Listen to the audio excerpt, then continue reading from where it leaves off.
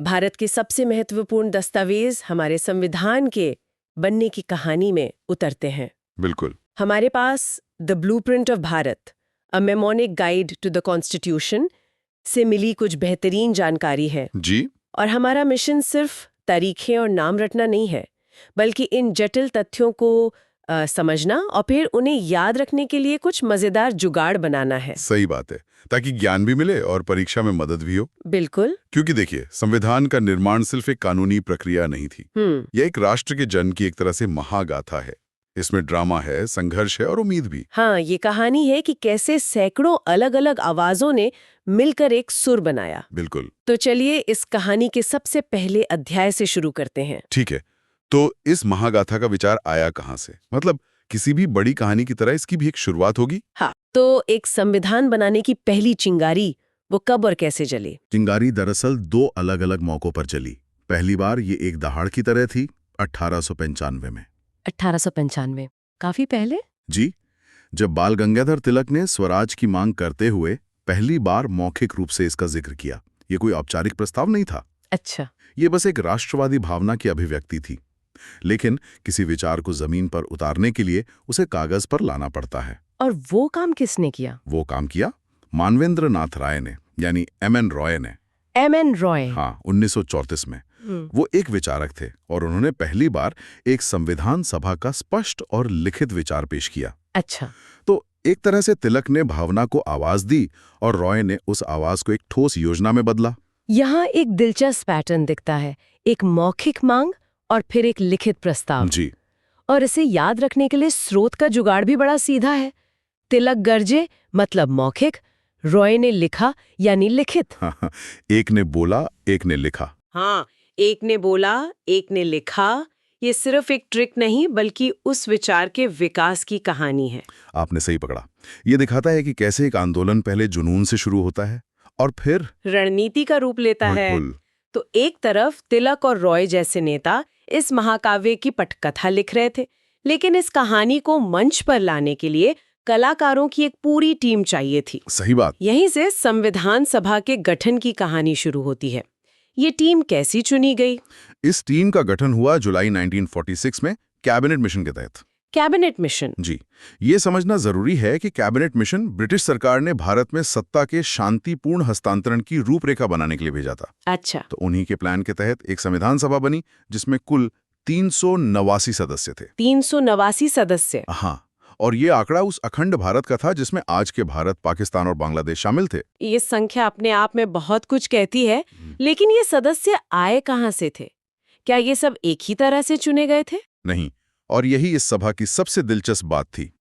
इन 389 सीटों का गणित समझना जरूरी है। 292 सदस्य सीधे ब्रिटिश शासन वाले प्रांतों से आए थे जहां चुनाव हुए थे। ठीक है। लेकिन 93 सदस्य देसी रियासतों से थे। मतलब राजाओं के भेजे हुए? हाँ, जिन्हें वहां के राजाओं ने मनोनीत किया था। और बाकी जो 47 सदस्य थे वो चीफ कमिश्नरीज क्षेत्रों से थे। इसका मतलब ये लोकतंत्र और राजशाही का एक अनूठा मिश्रण था। बिल्कुल। एक ही छत के नीचे चुने हुए प्रतिनिधि भी और राजाओं द्वारा भेजे गए लोग भी। मुझे लगता है इसने बहसों को और भी जटिल बना दिया होगा। बिल्कुल। इसने सभा को एक मिनी इंडिया बना दिया था। और इन नंबरों को याद रखने के लिए स्रोत में एक सीधा सा फॉर्मूला है। बताइए। 292 + 93 + 4 = 389। मतलब हमारी ड्रीम टीम तैयार थी। बिल्कुल ठीक है, तो टीम बन गई। अब उनका पहला दिन यानी पहली बैठक।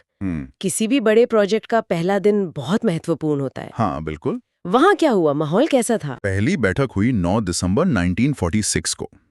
माहौल में उत्साह तो था, लेकिन एक अनिश्चितता भी थी। क्यों? क्योंकि मुस्लिम लीग ने इसका बहिष्कार किया था। तो सबसे पहला काम था सभा का अध्यक्ष चुनना। उस समय सभा में बहुत मतभेद थे। किसी एक नेता को सीधे अध्यक्ष चुनना विवाद खड़ा कर सकता था। तो इस समस्या का समाधान कैसे निकाला गया? यहाँ एक बहुत ही चतुर और सर्वसम्मति बनाने वाला कदम उठाया गया। अच्छा। फ्रांसीसी परंपरा का पालन करते हुए सभा के जो सबसे वरिष्ठ सदस्य थे, डॉक्टर सच्चिदानंद सिन्हा जी, उन्हें अस्थायी अध्यक्ष चुना गया। ये एक ऐसा तरीका था जिस पर कोई आपत्ति नहीं कर सकता था। यानी अनुभव को सम्मान दिया गया। बिल्कुल। और जुगाड़ भी यही कहता है, 9 तारीख को बुजुर्ग को सम्मान दिया। सही है। यह एक अस्थायी व्यवस्था थी। फिर स्थायी अध्यक्ष का चुनाव कब और कैसे हुआ? ठीक 2 दिन बाद 11 दिसंबर 1946। बस 2 दिन बाद? हाँ, सभा ने डॉक्टर राजेंद्र प्रसाद को अपना स्थायी अध्यक्ष चुना और एक दिलचस्प बात हुई। उन्होंने सभा को संबोधित करते हुए कहा कि वे इस पद को सिर्फ एक सेवक के रूप में स्वीकार कर रहे हैं, मालिक के रूप में नहीं। वाह! इसी दिन BN राव को संवैधानिक सलाहकार भी नियुक्त किया गया, जो पर्दे के पीछे रहकर इस पूरी प्रक्रिया की कानूनी रीढ़ बने। तो 9 तारीख को एक अस्थायी सम्मान और 11 को एक स्थायी जिम्मेदारी। बिल्कुल, इसे याद रखने का जुगाड़ भी बड़ा सटीक है। 9 को कच्चा, 11 को पक्का। हाँ, अब गद्दी हमारी है। हाँ, अब गद्दी हमारी है। यहां से संविधान निर्माण का असली काम रफ्तार पकड़ता है। बिल्कुल, अब नींव रखी जा चुकी थी और इमारत बनाने का काम शुरू होना था। चलिए, अब कहानी में थोड़ा आगे बढ़ते हैं। एक देश को सिर्फ नियमों की ही नहीं, बल्कि अपनी पहचान के लिए प्रतीकों की भी जरूरत होती है। सही बात है। और संविधान निर्माण के दौरान 2 बहुत महत्वपूर्ण चीजें हुई। हमारे राष्ट्रध्वज को अपनाया गया और संविधान की आत्मा, मतलब उसका ड्राफ्ट तैयार करने के लिए एक समिति बनी। आपने सही कहा, प्रतीक बहुत शक्तिशाली होते हैं। राष्ट्रध्वज यानी हमारा तिरंगा 22 जुलाई 1947 को अपनाया गया। 22 जुलाई 1947। जी, तारीख पर ध्यान दीजिए, ये भारत की आज़ादी से सिर्फ 24 दिन पहले की बात है। अच्छा, आज़ादी से ठीक पहले। हाँ, इसके पीछे एक गहरी भावना थी कि जब 15 अगस्त को देश आज़ाद हो तो हमारे पास अपना एक ध्वज हो जिसे हम गर्व से लाल किले पर फहरा सके। ये तो बहुत भावुक कर देने वाला विचार है। और तारीख याद रखने का जुगाड़ भी इसी भावना से जुड़ा है। क्या है? 15 अगस्त आज़ादी से पहले झंडा चाहिए। ये तो बहुत बढ़िया है। अब बात करते हैं उस समिति की जिसने इस पूरे महाकाव्य का सार लिखा, प्रारूप समिति। प्रारूप समिति या ड्राफ्टिंग कमेटी, ये यकीनन सबसे महत्वपूर्ण समिति थी। इसका गठन 29 अगस्त 1947 को हुआ, आज़ादी के ठीक 14 दिन बाद। ठीक 14 दिन बाद। जी, अध्यक्ष थे डॉक्टर भीमराव अंबेडकर और इस समिति में उनके समेत कुल 7 सदस्य थे। 7 सदस्य? हाँ, लेकिन इस समिति को सिर्फ प्रारूप समिति कहना इसके काम को बहुत छोटा करके आंकना है। आप ऐसा क्यों कह रहे हैं? क्योंकि असल में इसका काम सिर्फ लिखना नहीं था। इनका काम था विभिन्न समितियों की रिपोर्टों, सभा में हुई तीखी बहसों और सैकड़ों संशोधनों के बीच से एक सर्वमान्य दस्तावेज तैयार करना। बिल्कुल। डॉक्टर अंबेडकर ने इस प्रक्रिया में एक आर्किटेक्ट और एक सूत्रधार दोनों की भूमिका निभाई। ये तो बहुत बड़ी जिम्मेदारी थी। और यहाँ भी अध्यक्ष और तारीख को जोड़ने के लिए स्रोत में एक बढ़िया जुगाड़ है। अच्छा। 29 अगस्त, A for Ambedkar, A for August. अरे वाह! ए से अगस्त और ए से अंबेडकर। ये छोटी छोटी कड़ियां ही जानकारी को मजबूती से जोड़ती हैं। लेकिन ये सारा काम एक बहुत ही दर्दनाक और उथल-पुथल भरे दौर में हो रहा था। देश का विभाजन हो गया था। जी। उस त्रासदी का संविधान सभा पर क्या असर पड़ा? विभाजन का असर बहुत गहरा और तत्काल था। जब देश का बंटवारा हुआ तो संविधान सभा का भी पुनर्गठन हुआ। अच्छा। ये हुआ 31 अक्टूबर 1947 को। जो सदस्य अब पाकिस्तान बन चुके क्षेत्रों से आते थे, वे सभा का हिस्सा नहीं रहे। तो संख्या कम हो गई होगी? हाँ, इस वजह से सदस्यों की कुल संख्या 389 से घटकर 299 रह गई। 389 से 299। ये सिर्फ एक संख्या का कम होना नहीं है। नहीं, ये एक राष्ट्र के भूगोल और उसकी आत्मा के बंटवारे का प्रतीक है। इसे याद रखने का जुगाड़ भी सीधा है। पार्टीशन ने 90 सीटें कम कर दी। अब हम 299 ही काफी हैं? हाँ, अब हम 299 ही काफी हैं। इसी माहौल में संविधान को अंतिम रूप देने में कुल कितना समय लगा? ये एक मैराथन प्रक्रिया थी। संविधान को पूरी तरह से बनाने में 2 वर्ष, 11 महीने और 18 दिन लगे। 2 साल, 11 महीने, 18 दिन। जी, ये सिर्फ एक आंकड़ा नहीं है। ये हजारों घंटों की बहस, असहमति और समझौते की कहानी है। इस दौरान इसके मसौदे पर 114 दिनों तक वाचन और बहस चली। और ये जानना भी जरूरी है कि इस ऐतिहासिक काम में 15 महिला सदस्यों का भी महत्वपूर्ण योगदान था। 2 साल, 11 महीने, 18 दिन। इस सुनने में बहुत लंबा लगता है। बिल्कुल। परीक्षा के लिए इसे याद रखने का एक आसान तरीका है, 3 साल में 12 दिन कम। हाँ, ये सही है। ये समय दिखाता है कि हमारे संस्थापकों ने कितने धैर्य और समर्पण के साथ ये दस्तावेज तैयार किया। तो अब हम कहानी के क्लाइमेक्स पर पहुंच रहे हैं। संविधान बनकर तैयार है। जी। यहाँ 2 शब्द आते हैं, अंगीकार करना यानी अडॉप्टेड और लागू करना यानी कमेंस्ड। लोग अक्सर इनमें कंफ्यूज हो जाते हैं। हाँ, ये बहुत होता है। तो इन दोनों में क्या अंतर है? ये एक बहुत ही महत्वपूर्ण और बारीक अंतर है। संविधान को अंगीकार 26 नवंबर 1949 को किया गया था। 26 नवंबर 1949। इसका मतलब है कि उस दिन संविधान सभा ने इसे अंतिम रूप देकर इस पर हस्ताक्षर करके इसे स्वीकार कर लिया। मतलब फाइनल कट तैयार हो गया। बिल्कुल, इसीलिए 26 नवंबर को हम संविधान दिवस के रूप में मनाते हैं। ठीक है, तो अगर काम 26 नवंबर को ही पूरा हो गया था, तो फिर इसे पूरे देश में लागू करने के लिए 26 जनवरी 1950 तक, मतलब 2 महीने का इंतजार क्यों किया गया? इसके पीछे एक बहुत गहरा ऐतिहासिक और भावनात्मक कारण है। 26 जनवरी की तारीख का हमारे स्वतंत्रता संग्राम में एक विशेष महत्व है।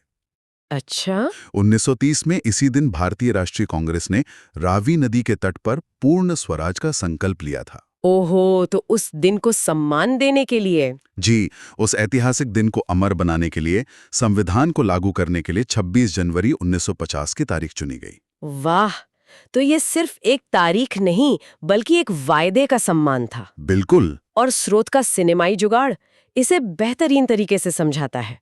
ट्रेलर नवंबर में, पिक्चर जैन में।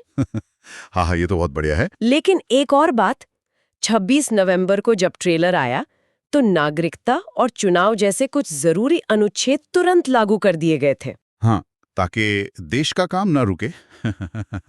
असली वर्ल्ड प्रीमियर 26 जनवरी को हुआ। तो चलिए अब बात करते हैं कि जब ये पिक्चर रिलीज हुई तो उसकी संरचना क्या थी, मतलब हमारे मूल संविधान में क्या-क्या था। जब संविधान 26 जनवरी 1950 को लागू हुआ तो उस मूल दस्तावेज में 22 भाग, 395 अनुच्छेद और 8 अनुसूचियां थीं। 22 भाग, 395 अनुच्छेद और 8 अनुसूचियां। जी, ये इसका मूल ढांचा था। और क्या समय के साथ इस ढांचे में बदलाव आया? हाँ, बिल्कुल। हमारा संविधान एक जीवित दस्तावेज है। समय और समाज की जरूरतों के हिसाब से इसमें कई संशोधन हुए हैं, लेकिन संरचना में जो एक बड़ा बदलाव आसानी से याद रखा जा सकता है वो है अनुसूचियों की संख्या का। अनुसूचियां मतलब शेड्यूल्स। जी, मूल संविधान में 8 अनुसूचियां थी जो अब बढ़कर 12 हो गई हैं। 8 से 12। हाँ। ये वृद्धि दिखाती है कि कैसे संविधान ने नई चुनौतियों को अपने में समाहित किया है। बिल्कुल। और इसका जुगाड़ भी बड़ा मजेदार है। 8 का 12। ग्रोथ हो रही है भाई। हाँ, ग्रोथ हो रही है। ये संविधान की अनुकूलन क्षमता का सबसे अच्छा उदाहरण है। तो चलिए इस गहरी चर्चा को समाप्त करने से पहले एक बार सारे देसी जुगाड़ का क्विक रिकैप कर लेते हैं। जरूर। सबसे पहले तिलक जी 1895, गरजे यानी मौखिक मांग। सही। फिर रॉय साहब 1934, लिखा मतलब लिखित विचार। 11 दिसंबर को doctor Rajendra Prasad, permanent boss. बिल्कुल। झंडा 22 जुलाई, आजादी से पहले। हाँ। अंबेडकर जी 29 अगस्त, ड्राफ्टिंग कमेटी के अध्यक्ष, 7 सदस्य। जी। विभाजन के बाद सदस्य 389 से 299 हो गए। सही। और अनुसूचियां 8 से 12 हो गई, यानी विकास हो रहा है। बहुत बढ़िया। ये इस पूरी यात्रा का एक बेहतरीन और यादगार सार है।